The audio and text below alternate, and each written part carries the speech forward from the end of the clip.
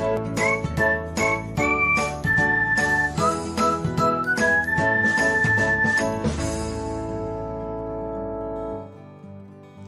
everyone, welcome back to another episode of Technologyglance.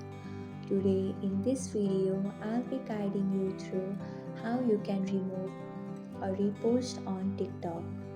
So let's get started. Watch till the end and don't forget to subscribe to Technologyglance by hitting the subscribe button and press the bell icon so that you will never miss another update. Without further ado, let's get started.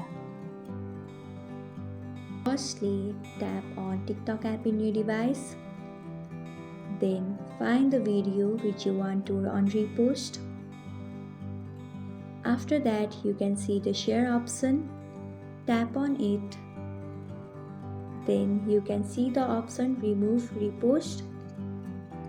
Tap on it. So this is how you can remove repost on TikTok. Thanks for watching. If you found this guide helpful, we would love it if you hit the thumbs up button below.